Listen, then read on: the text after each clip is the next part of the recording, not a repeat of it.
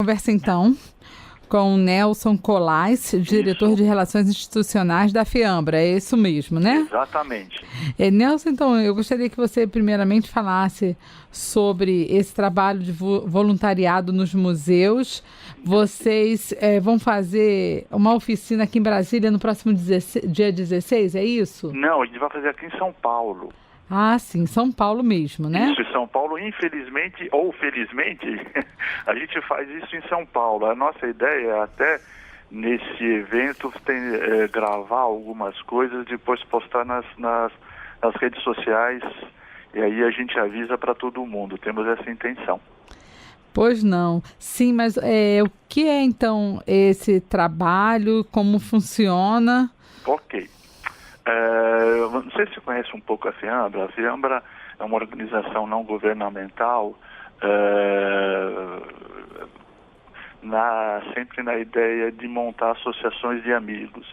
Associações de amigos de museus, elas servem quase que para contribuir para o desenvolvimento, preservação dos museus, levar pessoas, quer dizer, criar um ambiente cada vez mais favorável às pessoas nos museus. E uma associação de amigos, ela parte basicamente do voluntariado.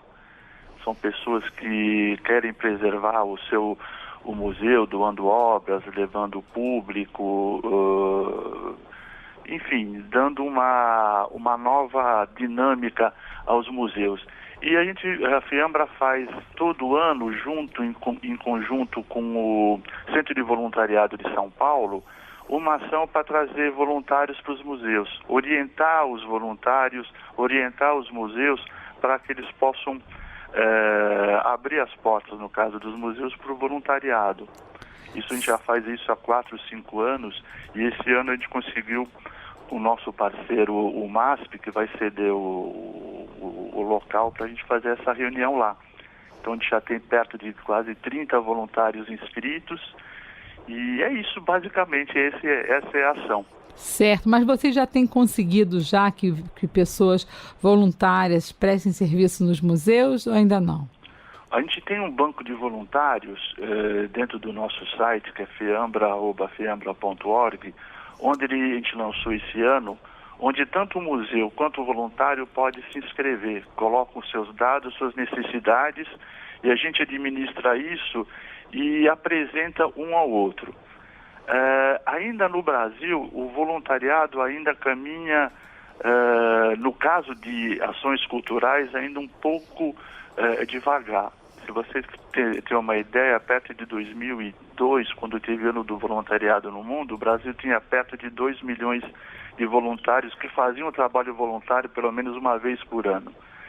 Depois das Olimpíadas, depois da Copa do Mundo, isso aumentou significativamente.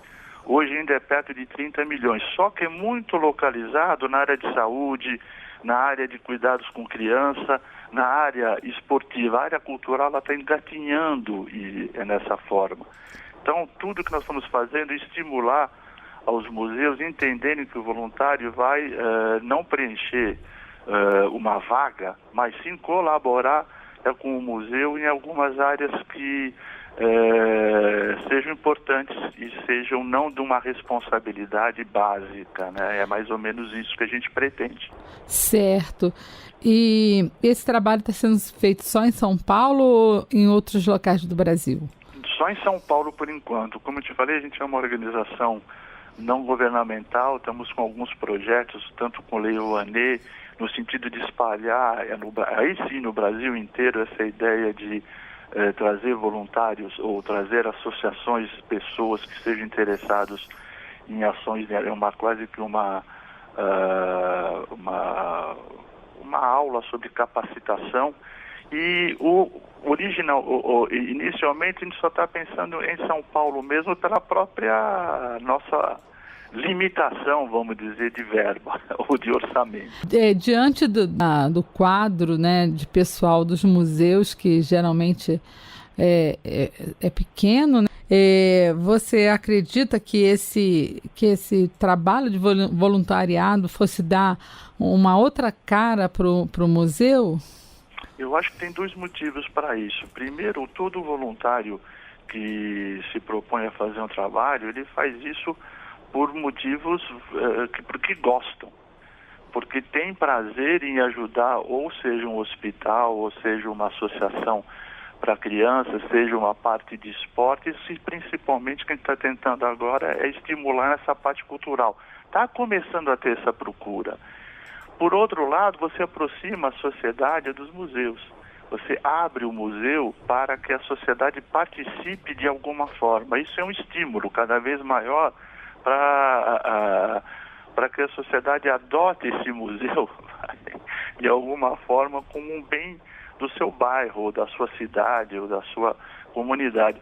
Como os museus, a maioria dos museus brasileiros, hoje perto de 70% dos museus pertencem ao município, a verba sempre é curta em cima disso, é natural isso daí. Então ele precisa não só da sociedade, como também de voluntários para ajudar, mesmo que exista um pouco da resistência dos museus. Os museus ainda têm um pouco de resistência, até por não saber direito como o voluntário pode colaborar nesse sentido.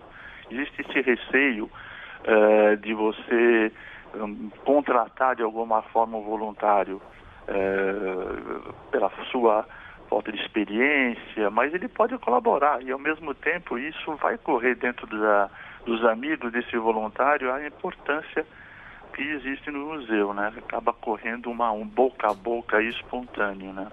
Certo. Para a gente terminar, como é que surgiu essa ideia assim, de vocês de fazer esse trabalho? Olha, a Associação de Amigos de Museus no mundo inteiro, ela sempre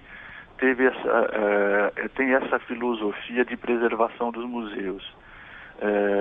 No mundo são pessoas que doam obras, preservam os museus, tem associações de amigos de museus no mundo inteiro que vão procurar ajudar a manutenção desses museus. Aqui no Brasil, nós percebemos que os grandes museus têm, de alguma forma, algum modo de sobreviver, seja por cobrança de ingressos, seja sendo beneficiado pelas leis Rouanet, PROAC, pela própria visibilidade que esses museus trazem. E dos 3.500 museus do Brasil, aproximadamente, inclusive o Instituto Brasileiro de Museus está fazendo um novo cadastramento, isso é importante demais, esse cadastramento, para a gente saber as necessidades desses museus. Surgiu a necessidade da FEAMBRA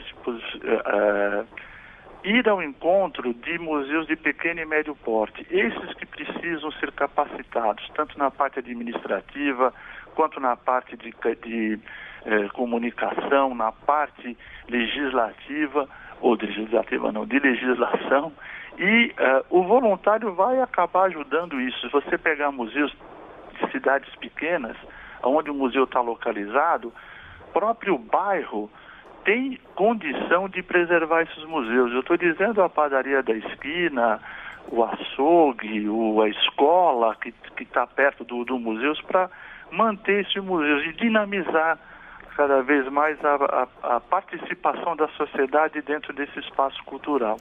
Quer dizer que, na verdade, vocês querem mesmo que haja uma valorização, que as pessoas da comunidade valorizem a sua história, né? Aquilo que tem de história dentro do museu, seria isso? Perfeito, sem uma vírgula. A gente tem notícias, histórias de que o que melhora a autoestima do bairro, tendo o museu e o museu sendo visitado, é impressionante. Eu estou dizendo desde o Museu Grande, você pega o Museu do Ipiranga, o Museu Paulista aqui em São Paulo, que o bairro abraçou o museu, fez até modificações na área urbana para cada vez mais preservar. E há até espaços em comunidades, em favelas, onde tinha um artista, e isso dá um orgulho para todo mundo que está nesse bairro, de você ter um artista, de você ter um espaço cultural na sua cidade. Ah, que legal. Tá certo. Mais alguma coisa que você gostaria de acrescentar? Olha, como a gente está em São Paulo, a gente gostaria de ter sempre essa comunicação com o Brasil inteiro. A oportunidade que você nos deu para falar aí na Rádio Nacional de Brasília é muito bacana para nós, porque a gente acaba tendo que falar com o Brasil inteiro, apesar de termos em São Paulo, não é necessário. Então, muito obrigado por essa. E nós temos o nosso site, que é feambra.org. Tá certo, tá certo. A gente também agradece demais pela entrevista e a gente espera que vocês cheguem logo aqui a Brasília aqui rápido. Não, nós pertencemos ao comitê gestor do IBRAM, né, do Ministério da Cultura, do Instituto Brasileiro de Museus. Então, temos muita vontade mesmo de ir. Só deixando claro, é feambra.org. Tá certo. Olha, muito obrigada, um abraço para você. Tá, esse é o site, o e-mail, esse é o e-mail, né? O Sim. site é www.feambra.org. Tá certo.